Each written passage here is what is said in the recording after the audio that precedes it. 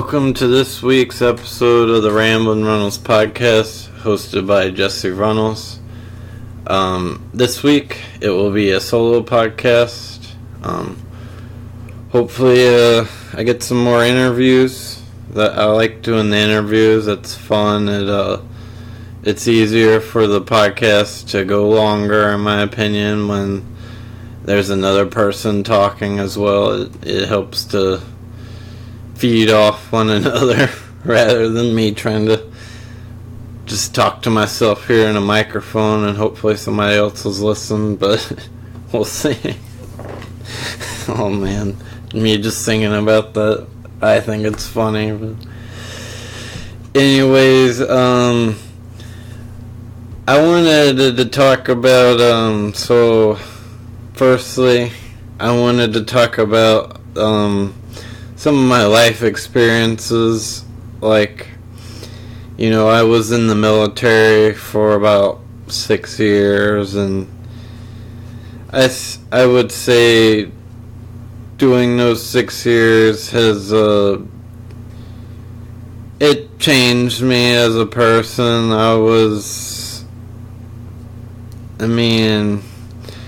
When I was 18 years old, I was very introverted and very I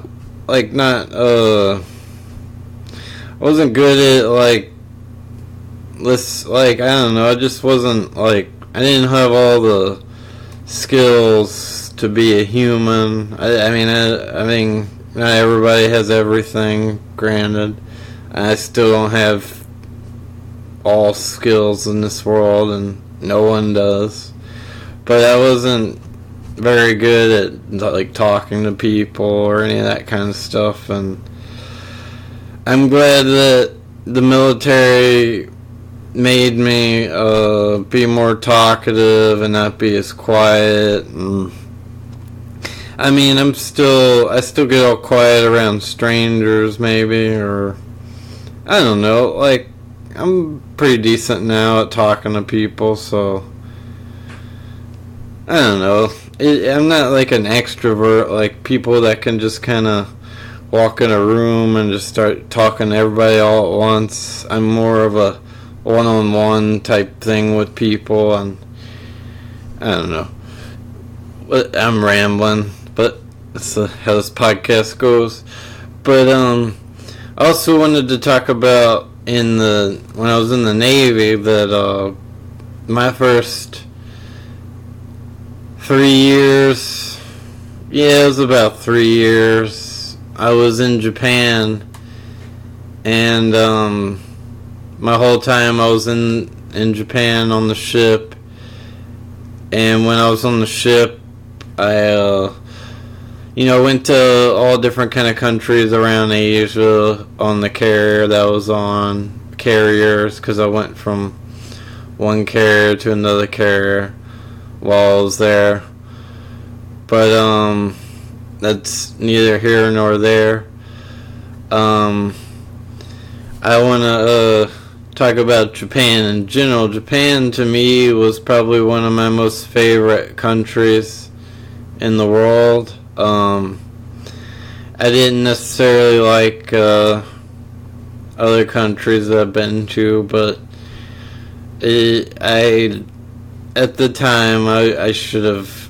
I think now I would enjoy those experiences more, because I would be more present than I am now, or than I was then. I wasn't very present. I was more, I don't know, it's very introspective and thought in my head and all that kind of stuff. But Japan was my favorite country compared to all other countries that I've been to. Some people say they've been to Thailand while I was in the Navy, and I never got that chance, but Japan was awfully cool because you could, you could go to, you didn't have to have a car necessarily.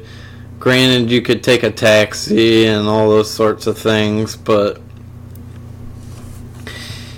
you could, in the Navy, when I was in Japan, you could take the the train everywhere. They had a good bus system. Granted, their population's a little lower than ours as a country, and it's not as big of a country as ours, but it's, it's quite an infrastructure. Tokyo's highways it's a crazy thing to see. They drive on the other side of the road. I remember one time I went to, I think this was towards the end of my tenure there in Japan. I went to a go-kart track, and it was pretty fun.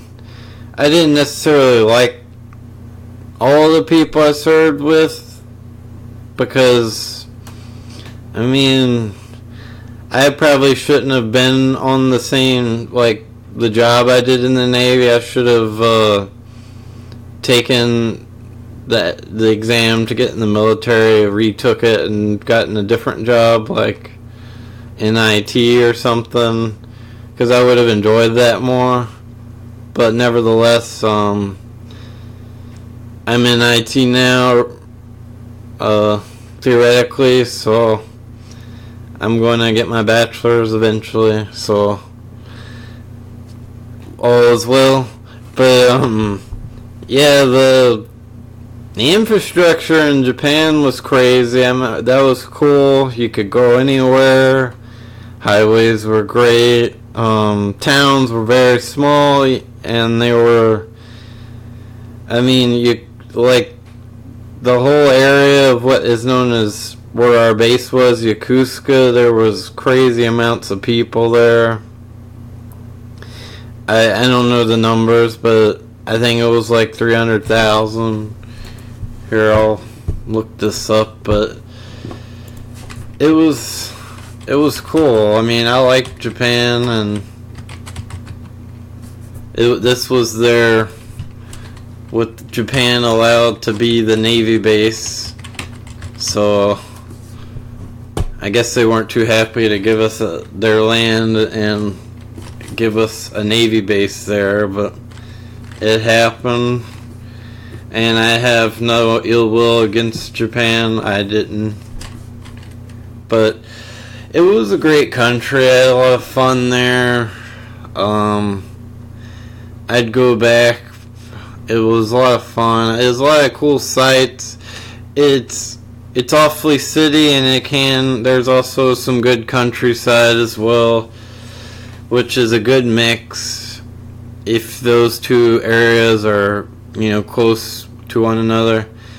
That's why I wouldn't want to live in somewhere like New York City, because, granted, it's easy to get to, or there is, upstate New York, but it's kind of hard to get to upstate New York, because you have to get through New York City to get to upstate New York, so I wouldn't want to live there. But Japan is a good place. I liked Japan an awful lot. I liked all the things I did there. A lot of sightseeing.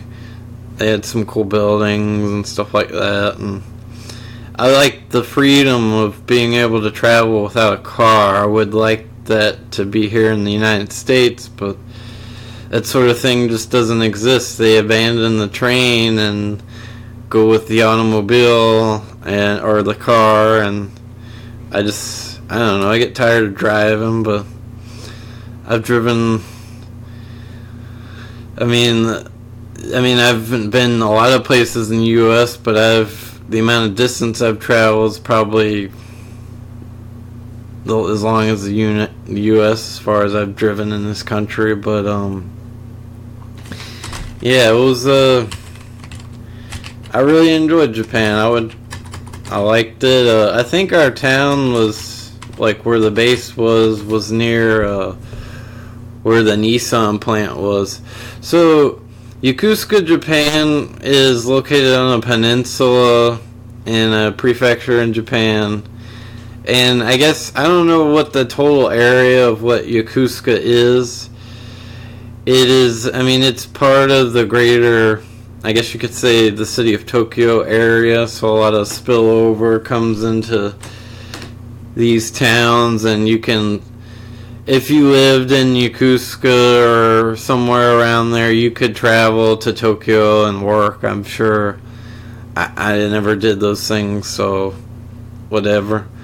But the city has a population of 409,000 of Yokosuka, and that's kind of crazy to me, thinking that like here in the United States, for a city to have 409,000 people, you'd have to, like, it usually has to be like, I don't know how long, like 20 square miles, like 20 square miles wide at least. One city has to be from 20 miles wide, give or take. Like, let me think. So San Antonio's, like, that's a city I've been to several times, or a couple times. It's about 1 million, I'd say. And it's probably about, I don't know, like 15, 20 miles wide. Maybe wider. And it's huge. Like, the amount of land that's needed for here in the United States. But like, here in the United States, we want, more land, more people, like more living area and all that kind of stuff, and that's something that people forego in Japan, and they just live in these conditions. So that's something to think about as well, considering that they don't have a lot of land to work with, and I guess here in the United States we do. It's just, it was hard for me. It was a culture shock seeing that and knowing that you could, walk theoretically from any parts of this town if you wanted to, and it's made very pedestrian friendly, and that's something here in the United States that we don't think of. In my experience, coming back to the U.S. and being an adult, I never really was an adult living in the U.S. pre-Navy, so yeah, it's a lot of sidewalks, and like you couldn't cross road. Like, there's no, like here in Baton Rouge, for instance, where I live, I drive around. I do Uber. I used to do Uber for a while. I haven't done it in a while, but it's just, I don't know. I have a family, and I just don't care. I'm lazy. But I don't know. If I did it, I guess I'll do it soon. But I don't know. We'll see. Probably not. I'm not giving any promises on doing Uber. But so like, if you drive. Like, I drive around here and I see, like, there's a lot of these, I had to look these things up, like, there's these bikes that are spray painted white and they're chained to certain areas around town around here. And I did a lot of research, and I mean, it's these roads around here in Baton Rouge, there's not a lot of crosswalks, there's not a lot of, like, it's just made for cars. It was made for cars first, pedestrians last, and like, it's awful. Like, cause where I live, it's about, where I'd feel comfortable walking is probably about, I would say at most 2 to 3 miles that I feel comfortable. And in this city, I've seen some of the worst driving I've seen driving around, and I'm just being honest. I don't know how many people have driven in Baton Rouge, Louisiana, but according to WAFB, I guess Baton Rouge is named the worst drivers in all of the state. I don't know how they get the survey and how that goes out and what's what with all that, but yeah, I think that it's comparatively, I've met a lot of in the Navy, I remember meeting a lot of good friends, and we hung out and did cool stuff, and I got to see a lot of cool things, sightsee, and all that kind of stuff, and I enjoyed most of that, and and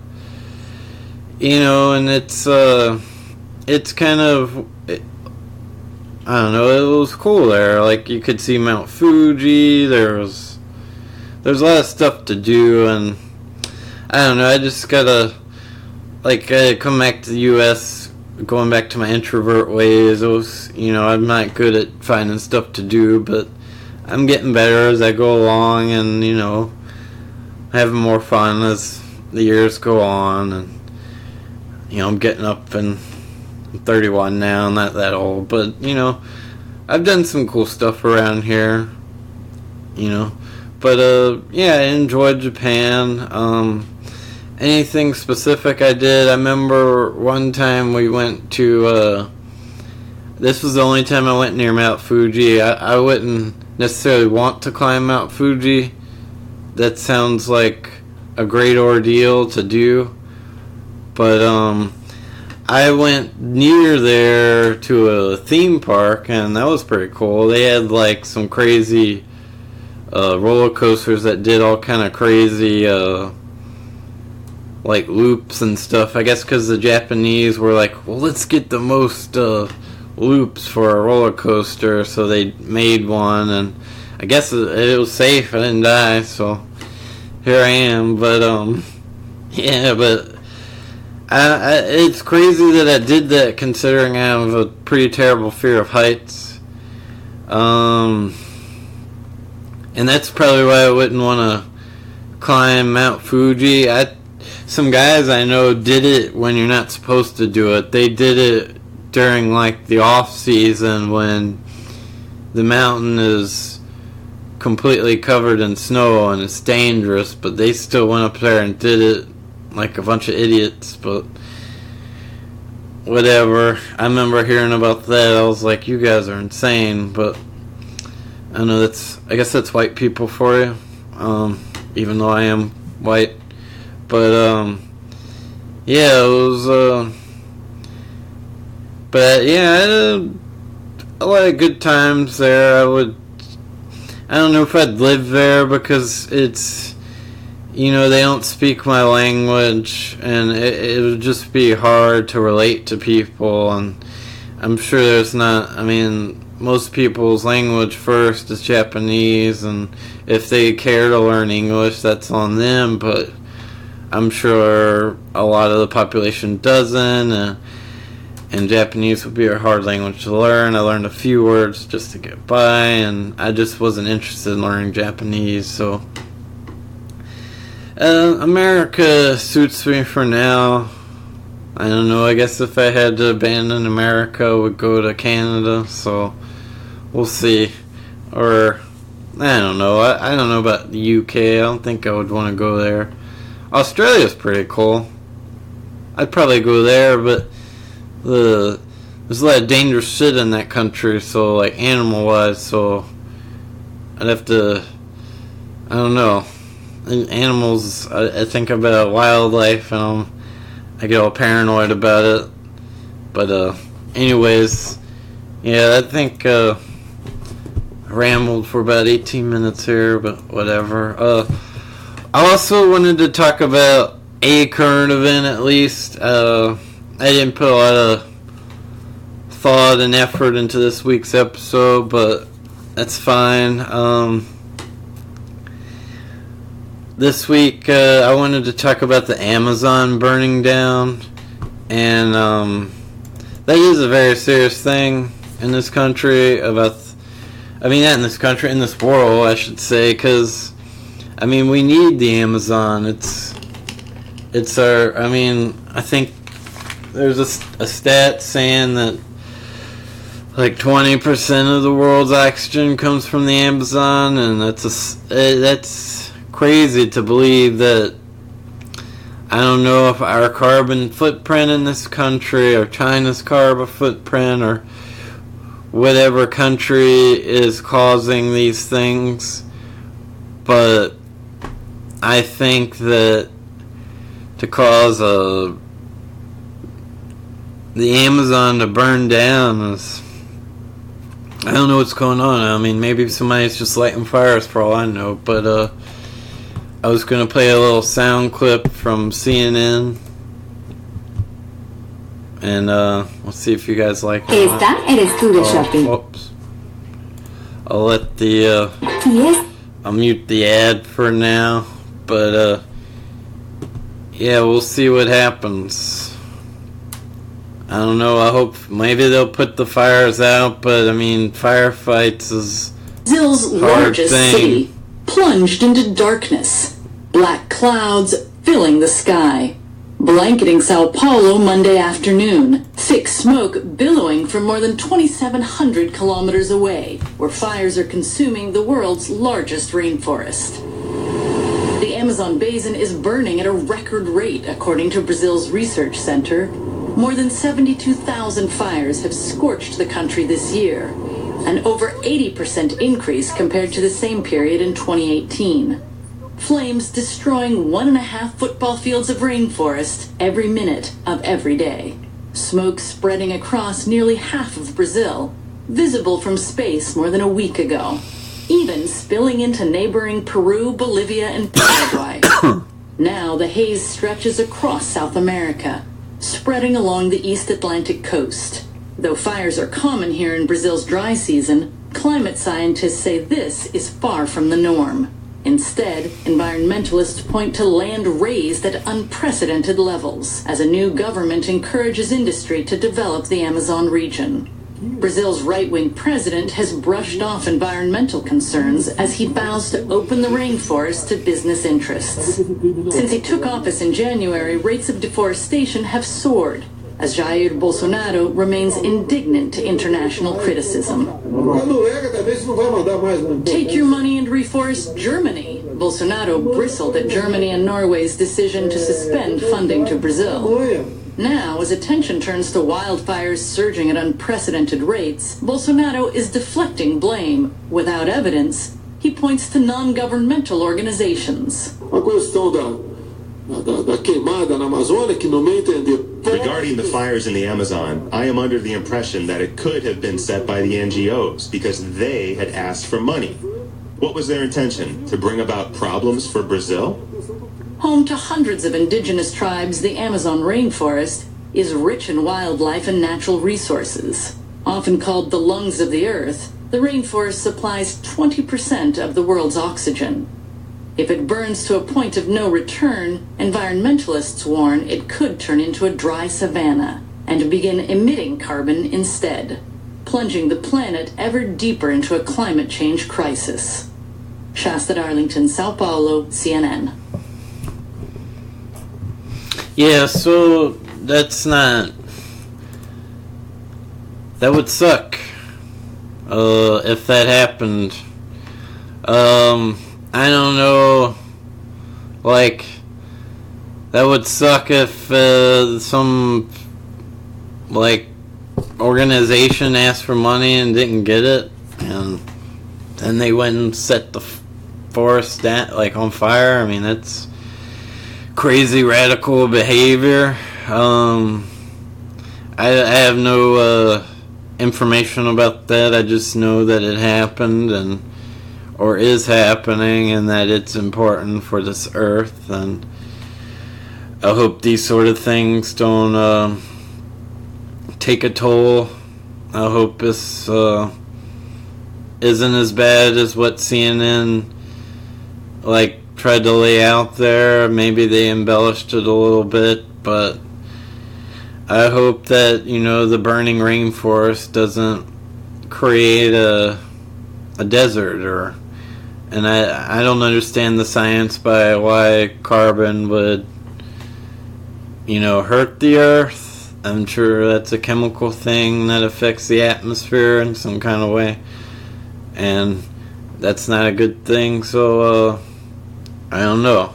I have to do research about that, but I do think that,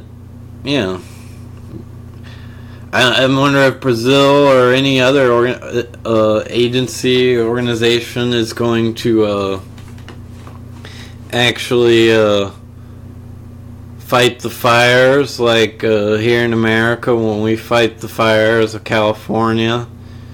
So we'll see. I don't know what's gonna happen. So anyways, I've been doing this podcast for 26 episodes now.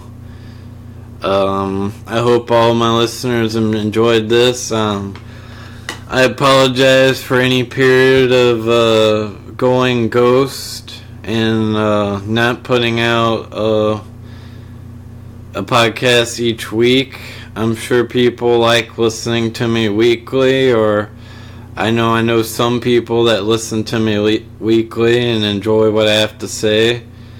So I hope, and I'm sure there's others who don't, and I don't really, that's not going to offend me. That's your opinion, so whatever. But honestly, if people listen to the bitter end of this podcast, please email me at ramblinrunnels@gmail.com, or direct message me on various social medias, and I share the podcast on all these platforms. I make social media posts. So if anyone, I know my audience isn't very big at all, but I mean it's a decent size. So yeah, like and subscribe to my podcast. It's on iTunes, Google Play, Spotify, Stitcher, and other places. If anyone knows of other places that would be easier to them for me to submit my feed, please let me know. I'm not aware of all podcast hosting platforms, and I've tried some feeds like iHeartRadio, and they wouldn't accept my podcast, but that's fine. Other people can find me on all these other platforms. Spotify is probably a good one. So yeah, I hope you guys enjoy this week's episode of the Ramblin' Runnels podcast.